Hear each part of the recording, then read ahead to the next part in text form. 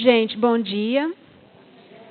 É um prazer estar aqui nessa casa, nessa manhã de domingo. É a primeira vez que eu venho, né, a essa casa.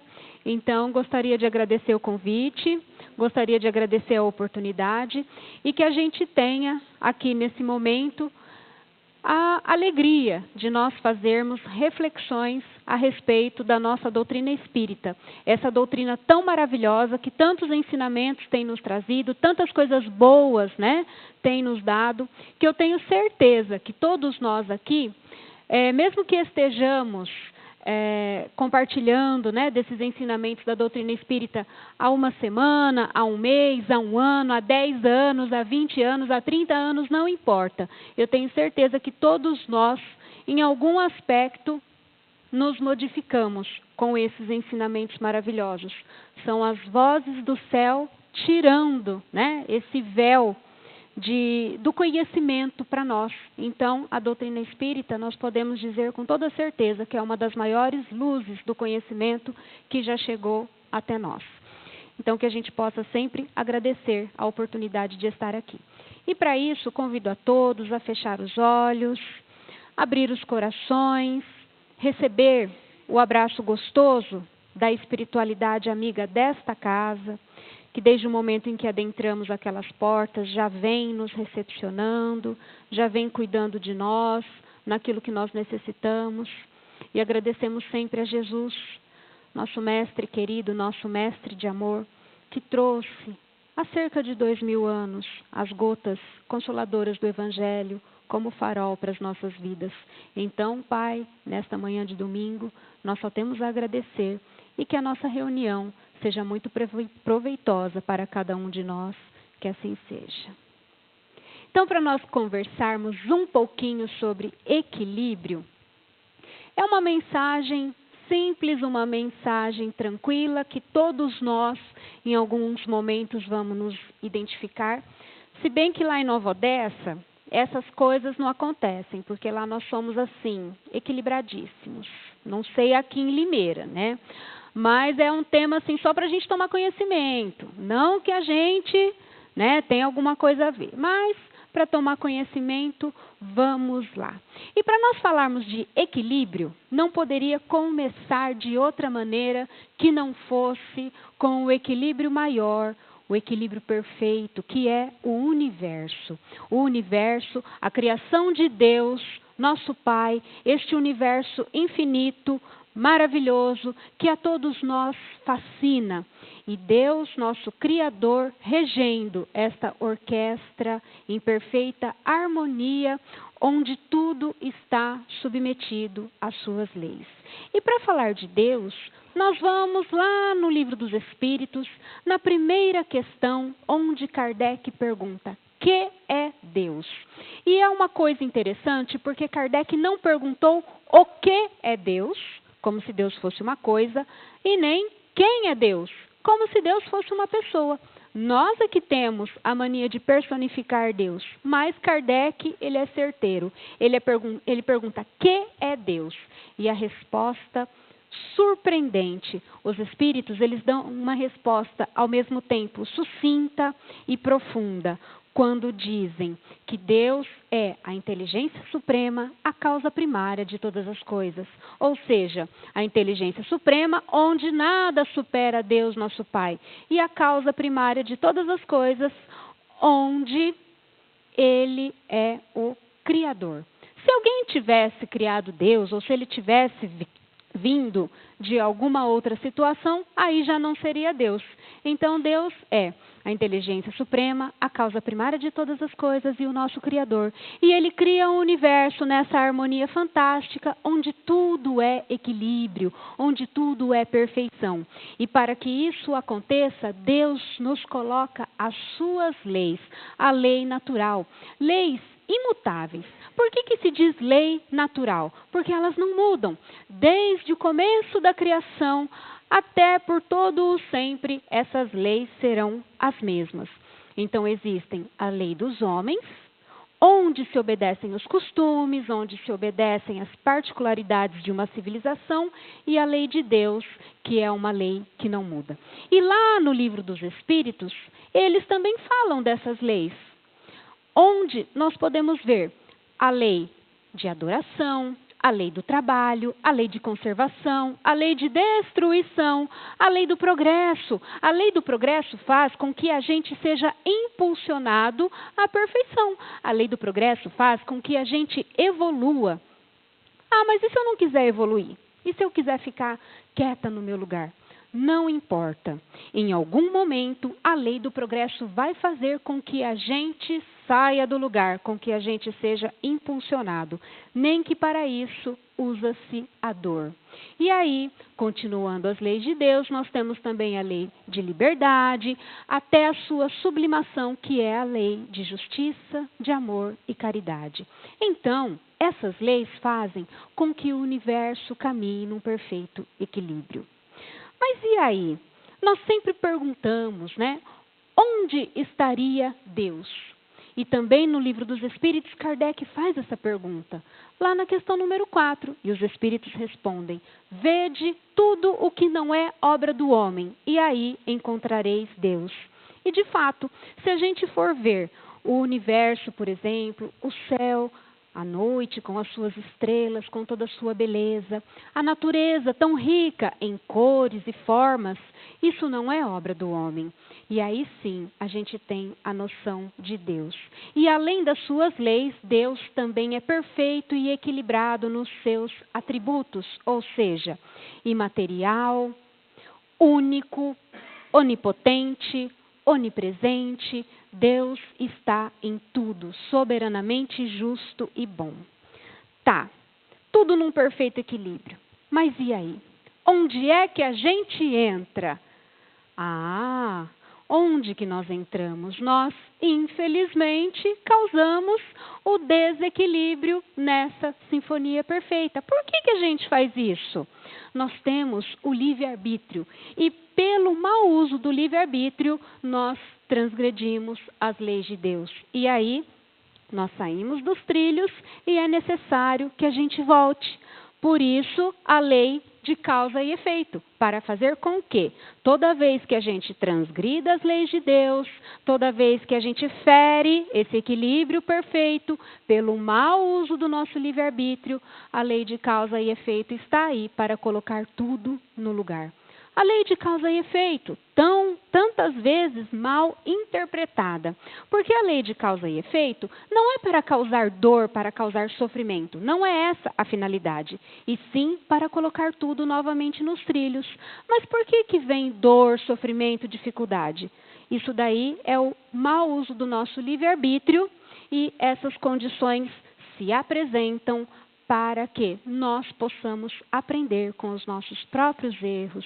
Deus, Ele é tão misericordioso que Ele faz com que a gente use o nosso livre-arbítrio. Muitas vezes erramos, mas a oportunidade para a corrigenda é por nós mesmos. Então, a lei de causa e efeito faz com que tudo volte ao seu devido lugar. Mas e aí? Deus nos deu duas coisas, a vida e o livre-arbítrio. E o homem, muitas vezes, usa esse livre-arbítrio de maneira equivocada, principalmente nós, aqui, neste mundo de provas e expiações, onde trazemos tantas dificuldades, doenças ainda, escândalos.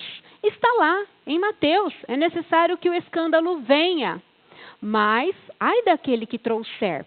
E no Evangelho segundo o Espiritismo, tem um trecho muito interessante sobre essa passagem do escândalo que diz que é necessário que o escândalo venha, mas que o homem, vivendo a situação onde o mal se sobressaia, entenda a necessidade do bem. Então, muitas vezes é dentro do sofrimento, é dentro de uma situação de dificuldade que nós mesmos buscamos o bem.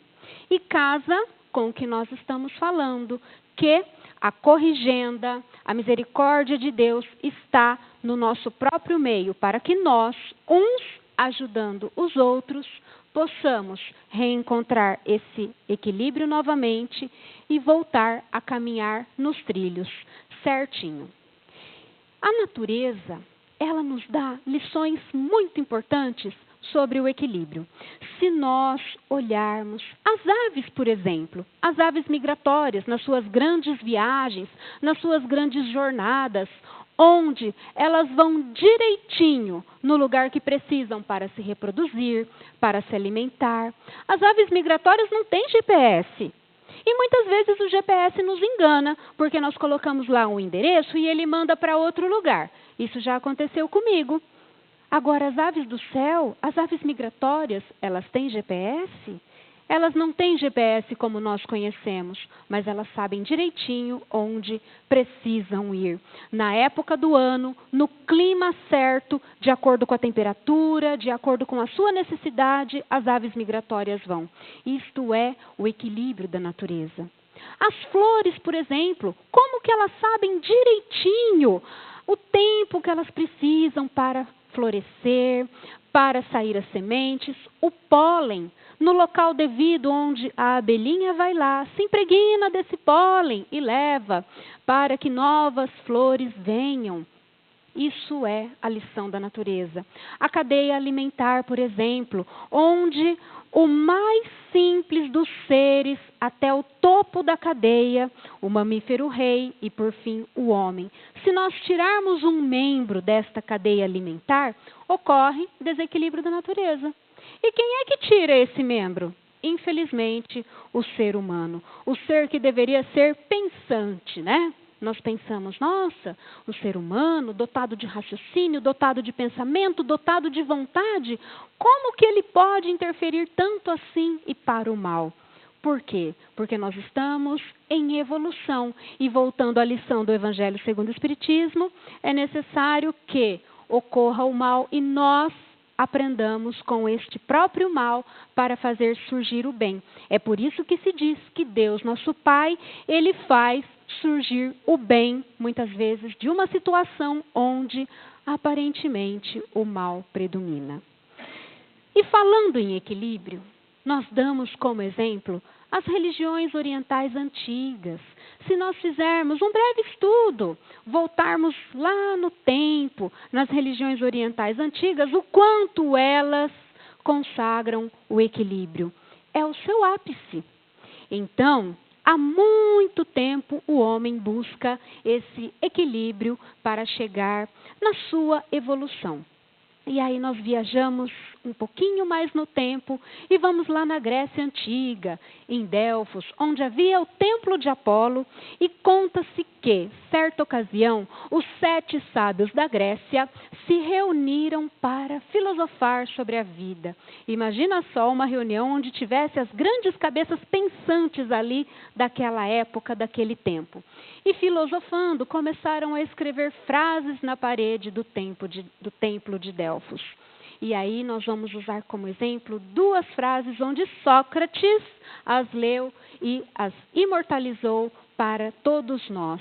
A primeira: homem, conhece-te a ti mesmo. Será que o conhecimento de si mesmo é importante para nós alcançarmos o equilíbrio? Eu acho que sim. Por quê? Se o desequilíbrio vem das nossas escolhas equivocadas, do uso equivocado do nosso livre-arbítrio, então eu acho que o conhecimento de si mesmo é importante. Porque quando nós olhamos para nós mesmos, quando a gente se conhece, fica mais fácil. Fica mais fácil lidar com as frustrações, fica mais fácil tomar decisões. Por quê? Porque eu sei do que eu gosto, eu sei do que eu não gosto. Eu sei do que eu sou capaz e eu sei do que eu não sou capaz. E aí, onde eu sou capaz, eu vou buscar usar mais. E onde eu não sou capaz, eu vou trabalhar melhor essas dificuldades que eu tenho. Quando eu conheço a mim mesmo, eu sei daquilo que eu sinto e eu sei daquilo que eu tenho que trabalhar nos meus sentimentos imperfeitos. Eu sei, inclusive, as direções que eu tenho que tomar, onde eu me saio melhor ou onde eu vou sofrer mais. E assim eu vou tendo mais serenidade para lidar com as coisas da vida. Porque a vida, ela nos traz tantos desafios. Desafios que nós conhecemos, ou seja, aqueles projetos, aqueles objetivos que a gente traça e sabe qual caminho vai percorrer. E desafios que nós ainda não conhecemos. Porque a vida muitas vezes nos coloca em situações bruscas que a gente nunca imaginava que ia passar. Então, que a gente busque esse equilíbrio para lidar melhor com essas situações. E o conhecimento de si mesmo, nesse ponto, é importantíssimo. A outra frase que Sócrates leu ali no Templo de Delfos, não tão conhecida talvez quanto a primeira, mas tão importante quanto, ou seja, nada em excesso. Nada em excesso? Sim, nada em excesso. Por quê? Porque todo o excesso é prejudicial. O excesso, ele traz os vícios. Quando um hábito é ruim e nós vamos praticando, sem nos dar conta, esse hábito ruim se torna vício. Ele excede a linha do aceitável. Então, tudo aquilo que é excesso nos prejudica. Tudo aquilo? Tudo. Amor em excesso também? Sim, porque amor em excesso já não é mais amor. Quando nós amamos, entre aspas, em excesso, nós entramos na possessividade, no controle, ou seja, ninguém vai te amar como eu, viu? Ninguém vai te amar como eu. Ou então, você tem que me amar, porque eu te dei tudo. Porque eu fiz você, então você deve amor a mim. Isso é amor? Isso já não é mais amor. A proteção em excesso. Não, se eu não for junto, tal pessoa não é capaz. Eu tenho que estar lá para protegê-lo. Isso também não é amor. Isso é dominação, controle. Então, tudo aquilo que excede faz mal. Por isso, nada em excesso.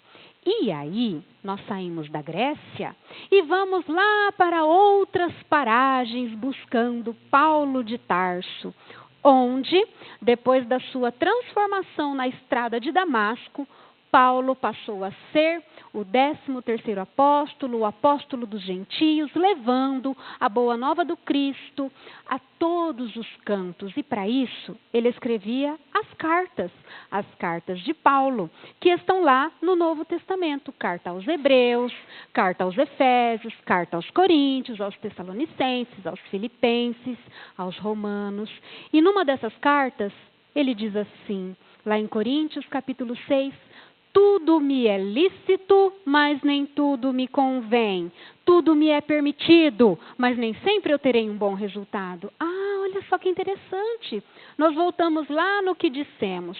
Deus nos deu o livre-arbítrio. Então, tudo me é lícito? Eu posso fazer o que eu quiser? Eu posso. Posso sim, tenho livre-arbítrio para isso. Mas e a consequência? Aí é outra história. Nem sempre essa consequência vai ser boa, nem sempre ela vai me trazer um resultado bom, nem sempre esse resultado vai me convir. Por isso, tudo me é lícito, mas nem tudo me convém. Ou seja, quando eu faço uso do meu livre-arbítrio, eu caio em vícios, eu dou vazão demasiada às paixões, eu faço coisas em excesso, eu não conheço a mim mesmo. E aí o resultado é ruim e vem o quê? O desequilíbrio. O desequilíbrio emocional, o desequilíbrio espiritual, o desequilíbrio físico. E nós nunca estivemos em tamanho desequilíbrio, seja físico, emocional, espiritual, como nós estamos agora. Muitos de nós estamos doentes emocionalmente, insatisfeitos, buscando coisas que nem sempre preenchem esse vazio que a gente deixou crescer aqui dentro.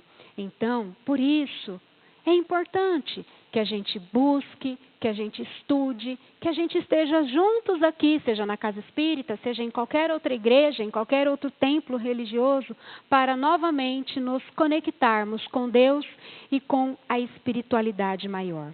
Então, olha só como as lições, tanto do Templo de Delfos quanto de Paulo de Tarso, estão ligadas. Conhecer a si mesmo, nada em excesso, e tudo me é lícito, mas nem tudo me convém. Que a gente consiga manter um ponto de equilíbrio e não se entregar aos extremos, porque os extremos são prejudiciais. Os extremos trazem o desequilíbrio. Aquela imagem da gangorra, quando a gente era criança, um ponto de equilíbrio no meio e a gangorra pende para um lado e para o outro. Se ficar só de um lado, não vai dar certo. Por isso, é importante que os dois lados estejam equilibrados para a gente se manter nessa linha, de acordo com as leis de Deus. Olha só como os extremos são prejudiciais.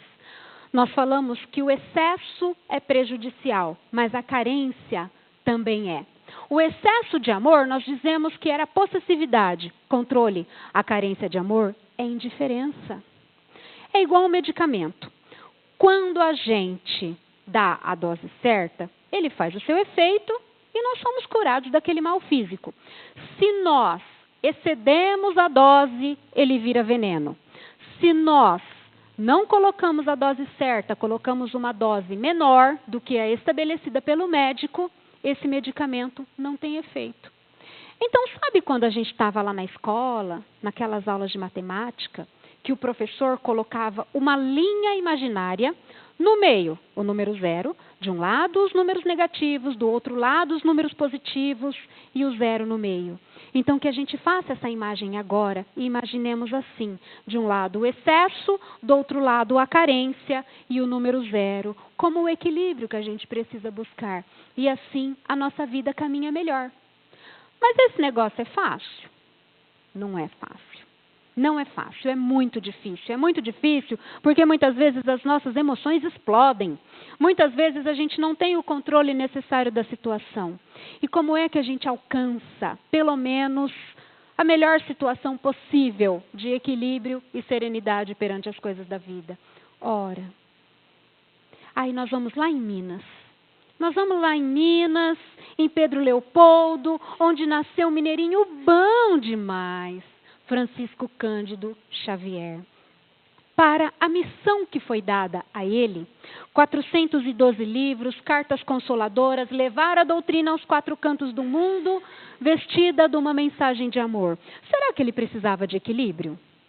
Eu acho que precisava, porque nós aprendemos que a nossa conduta faz com que a gente tenha a boa sintonia com os espíritos amigos, do lado de cá e do lado de lá, dos dois lados. Porque quando a gente fala em sintonia com os bons espíritos, a gente só lembra do lado de lá, mas tem que lembrar do lado de cá também. E como que a gente faz isso? Se quem manda nessa sintonia é a nossa conduta, pensamentos, ações, sentimentos, como que a gente faz isso? E aí, Emmanuel, numa das primeiras vezes que apareceu a Chico, perguntou a ele: Chico, você está disposto a abraçar essa missão que nós temos para te dar? E o Chico, na sua simplicidade, disse: se eu servir. Aí Emmanuel: então, Chico, eu vou lhe dar 3 lições. A primeira é a disciplina, a segunda é a disciplina e a terceira é a disciplina. Muitos de nós queremos ser como Chico Xavier, mas nós estaríamos dispostos a ser submetidos na disciplina que ele se submeteu?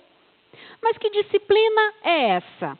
Disciplina na casa espírita, por exemplo, será que é chegar aqui, olhar essa fileira de cadeira e falar assim: tem uma cadeira fora.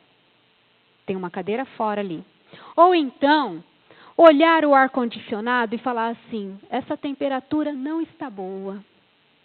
Ou então, será que é na hora de chegar na biblioteca da Casa Espírita e falar assim: essas obras não estão devidamente catalogadas e nem numeradas e nem na sequência certa. Será que é essa disciplina que Emmanuel falava? Ou será que era aquela disciplina de nós olharmos para os nossos sentimentos e disciplinar os pensamentos? Porque nós temos que disciplinar pensamentos. Os nossos pensamentos, eles voam. E muitas vezes pensamentos negativos tomam conta da nossa casa mental. Isso também é conhecimento de si mesmo. Disciplinar pensamentos. Disciplinar aquilo que nós falamos, porque as palavras, elas têm um grande efeito. Essa era a disciplina de que Emmanuel falava. Porque se Chico não tivesse essa disciplina tão grande, como ele teria a sintonia com a espiritualidade maior para desempenhar a sua missão? E isso é lição para todos nós na vida. Disciplinar pensamentos, disciplinar sentimentos, disciplinar as palavras, as ações, as nossas atitudes, aquilo que a gente é. Essa disciplina vai fazer com que a gente busque esse equilíbrio que precisamos tanto. E aí, novamente o exemplo de Chico, onde Adelino Silveira conta que em cima da cama dele tinha uma inscrição: isso também passa. E ele pergunta para Chico o que significava essa frase. E Chico conta que numa certa vez, onde as dificuldades com a sua saúde, com as suas dores estavam muito grandes, e ele pediu a Emmanuel que rogasse a Maria de Nazaré uma orientação. Emmanuel leva a rogativa de Chico. Tempos depois, Emmanuel volta e fala: Chico, eu trouxe a sua orientação da Mãe Santíssima. Chico ficou todo empolgado, foi buscar lápis e caneta, foi buscar papel e caneta para anotar. Ele achava que ele ia escrever folhas e folhas de orientação. E de repente uma grande surpresa, uma pequena frase: isso também passa. Por que isso também passa? Nos momentos difíceis, quando a gente acha que nada vai passar, que aquele momento se eterniza na nossa vida, aquela dor, aquela dificuldade, aquela angústia, a gente acha que não vai passar, mas passa. Todos nós aqui, eu tenho certeza, que já passamos por situações difíceis, situações dolorosas, situações de angústia, mas elas passaram. Nós superamos tantas coisas ao longo da vida, isso também passa. Então, para os momentos de dor, isso também passa. Que mantenhamos a serenidade, a confiança em Deus, a fé, porque isso também passa. Mas para os momentos felizes também, isso também passa.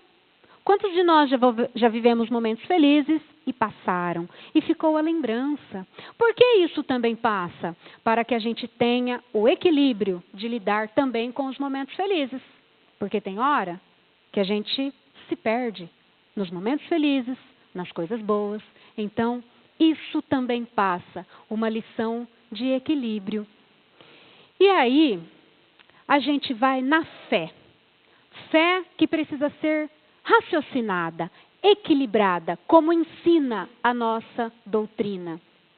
Lá no Evangelho segundo o Espiritismo, quando tem o capítulo que fala sobre a fé que move montanhas, explica muito bem a fé raciocinada. Porque se a fé não for raciocinada, ela vira fanatismo. A fé raciocinada, ela nos dá sustentáculo para vivenciar esses momentos, para lidar com as situações, com equilíbrio, com serenidade, com paciência. A fé raciocinada para o espírita, porque muitos de nós também acabamos caindo no fanatismo, porque a gente transfere toda a responsabilidade pelo que acontece na nossa vida para os espíritos. Nem tudo na nossa vida são os espíritos que ocasionam. E lá no próprio Evangelho nos diz sobre as causas das nossas aflições aqui, na atualidade. Por quê? Porque nós somos imprevidentes, porque nós somos negligentes, porque nós não prestamos atenção em muitas coisas, e isso vai causando os nossos percalços, que a gente coloca a culpa nos espíritos. A gente põe a culpa nos espíritos, é mais fácil, né? Então, o espírita também precisa dar fé raciocinada. Fé raciocinada no exercício da mediunidade, para que a gente não se deixe levar por espíritos levianos ou até mesmo pelas nossas autossugestões. Tudo isso, o estudo, o equilíbrio, tudo isso, a nossa conduta serena, equilibrada, vai nos proporcionar. E falando na doutrina espírita, ela é toda equilíbrio nos seus 3 aspectos, quando se diz que a doutrina espírita é ciência, filosofia e religião, como se fosse um tripé. Ciência, filosofia e religião, ou moral, como queiram. a ciência, por exemplo. Como que a doutrina espírita teve início? Allan Kardec, professor Hippolyte, pesquisador nato, gostava de ir em busca do conhecimento. E ele fica sabendo que nos salões de Paris, acontecimentos extraordinários estavam se passando. E ele vai buscar para saber o que é. Inicialmente, nessas reuniões onde as pessoas se divertiam, ele viu a possibilidade de uma inteligência oculta estar provocando aqueles fenômenos. E Kardec começa a pesquisar. E para isso, ele traz pessoas importantes da época, cientistas, pesquisadores, e começa a observar esses fenômenos, catalogar, e assim, progressivamente, os fenômenos vão se passando e Kardec codificando todos os ensinamentos até chegar na grande obra que trouxe para nós espíritas. E aí, para falar da ciência espírita, nós usamos o livro dos médiuns, verdadeiro tratado de mediunidade, verdadeiro tratado da ciência espírita, onde através da observação dos fenômenos, onde através do estudo aprofundado desses fenômenos, a ciência espírita chega até nós. Espiritismo é ciência. Exemplo, as sessões de materialização que Chico participava, onde era possível reproduzir várias vezes aquelas experiências para constatar que uma inteligência extracorpórea estaria presente ali naquele momento. Ciência é pesquisa, observação, observância dos fenômenos. Nas reuniões mediúnicas, além, claro, da integração entre os dois planos, a ciência também se faz, porque nós falamos sobre os fenômenos ali praticados, nós analisamos as comunicações. A observância desses fenômenos é a ciência espírita, o espiritismo no seu aspecto científico. A catalogação dos casos de reencarnação, esses estudos, reencarnação, terapias de vida passada e tantas outras vertentes que nós temos aí para nos mostrar o aspecto científico da nossa doutrina. Por quê? Porque nós precisamos compreender aquilo que acreditamos. Então, esse é o aspecto da ciência espírita. A filosofia. Ora, não há exemplo maior de filosofia do que o Livro dos Espíritos.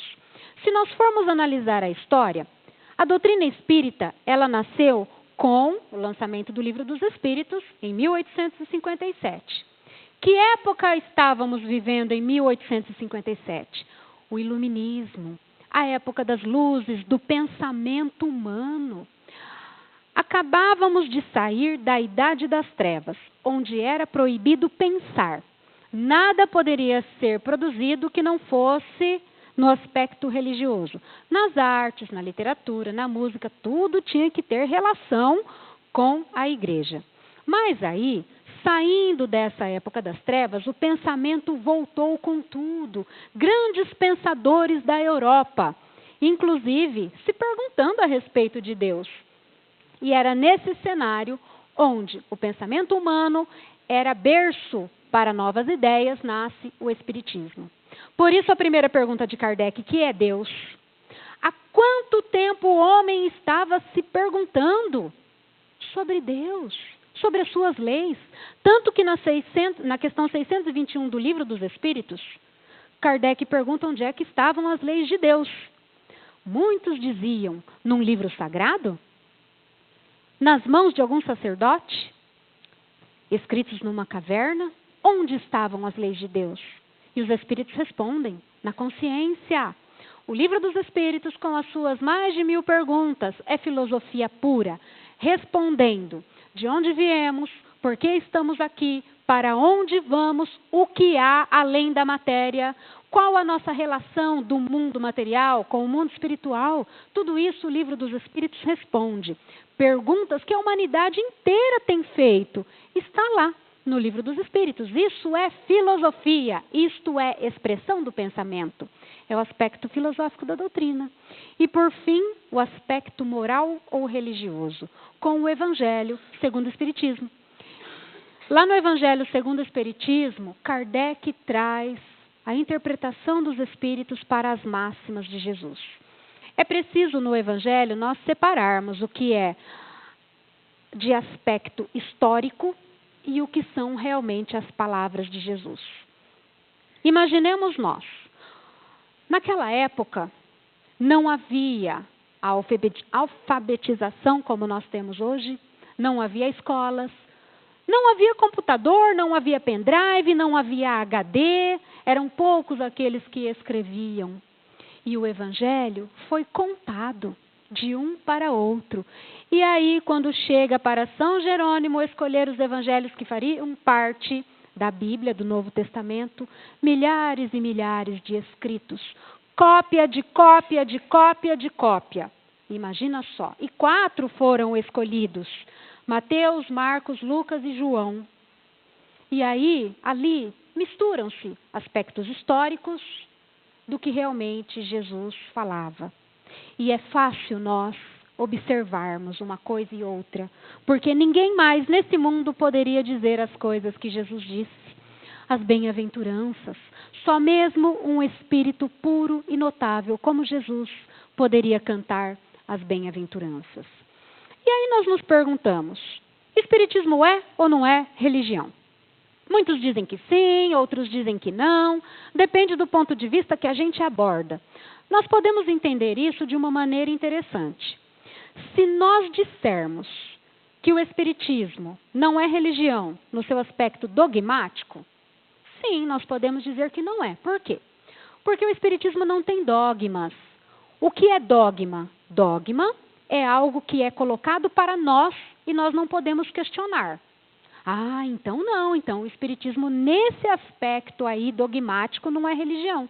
Porque o espiritismo não tem dogma, espiritismo não tem ritual, espiritismo não tem que ter roupa diferente, não tem que ter altar, não tem imagens. Então realmente não é religião nesse aspecto dogmático.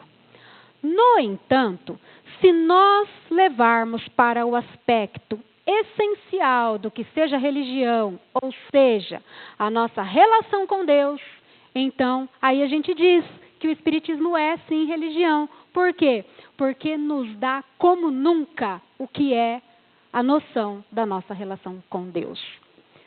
Quando nós aprofundamos o estudo da doutrina espírita, a nossa relação com Deus muda completamente. E aí, a fé raciocinada, ela vem à tona. Porque quando a gente acredita em Deus, quando a gente tem fé, quando a gente compreende o nosso lugar neste mundo, aí sim a nossa relação com Deus fica muito mais sólida.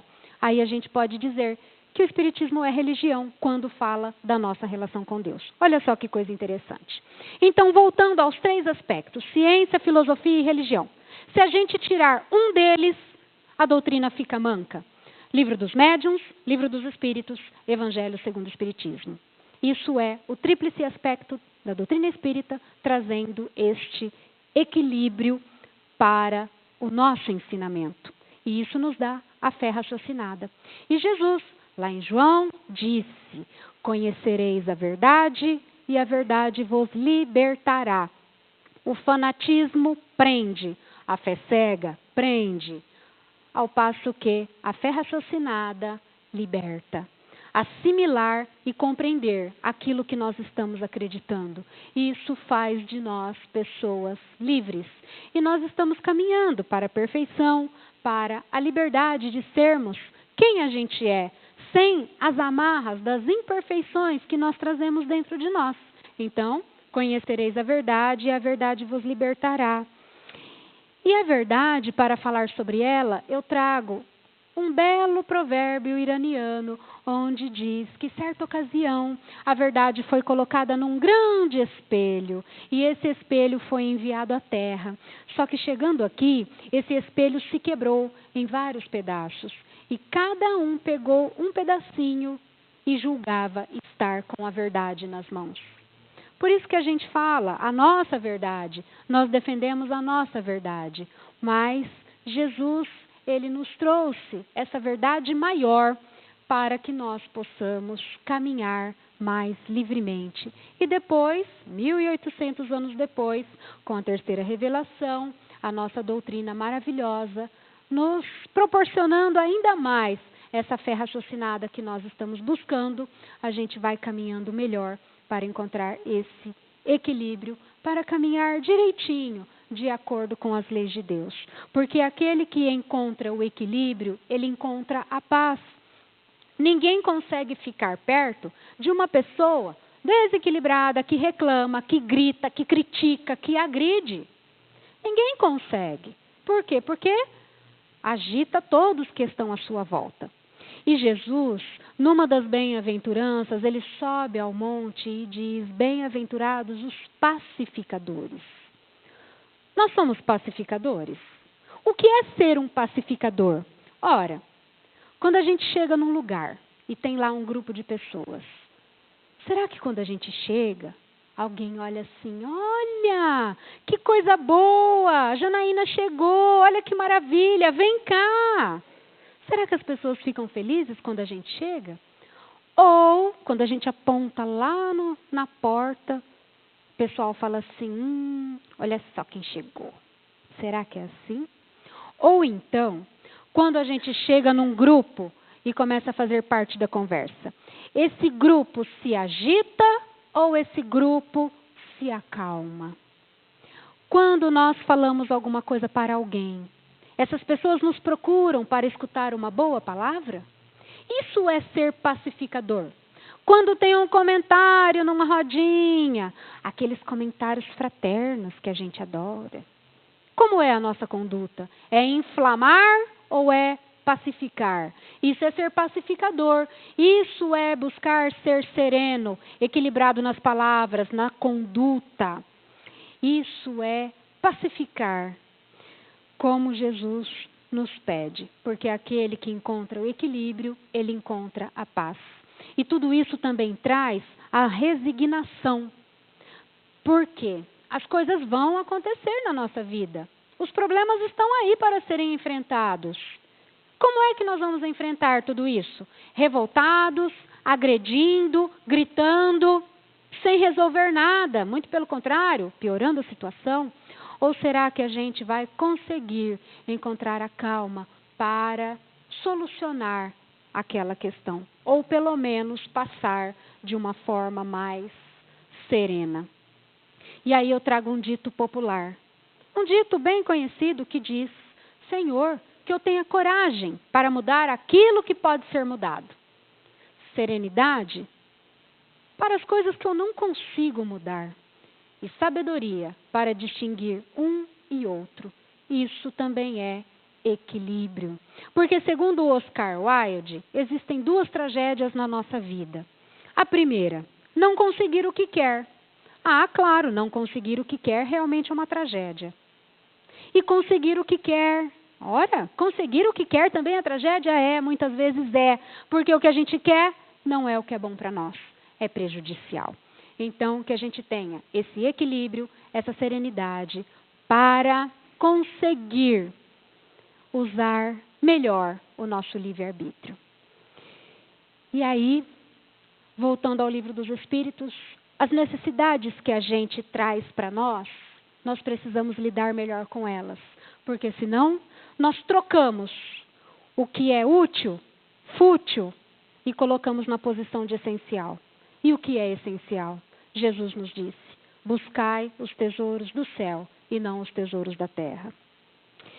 E para terminar, não poderia deixar de ser com Ele, quando nos disse: buscai primeiro o reino dos céus e toda a sua justiça, e o resto vos será acrescentado. Não vos aquieteis pelo dia de amanhã, porque a cada dia basta o seu mal. Olhai as aves do céu, olhai os lírios do campo.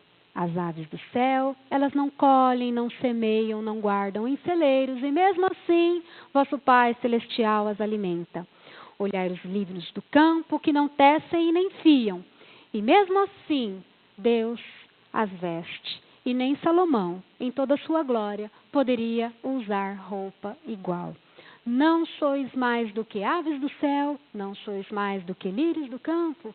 Então, Buscai primeiro o reino de Deus e toda a sua justiça, e o resto vos será acrescentado. Muito obrigada. A mensagem de hoje é essa, e que a gente busque ser melhor a cada dia, e que as mensagens nas casas espíritas façam com que algo mude dentro da gente, porque faz muita diferença todo esse conhecimento que a gente adquire aqui e que a gente possa aplicar para nós mesmos. Muito obrigada.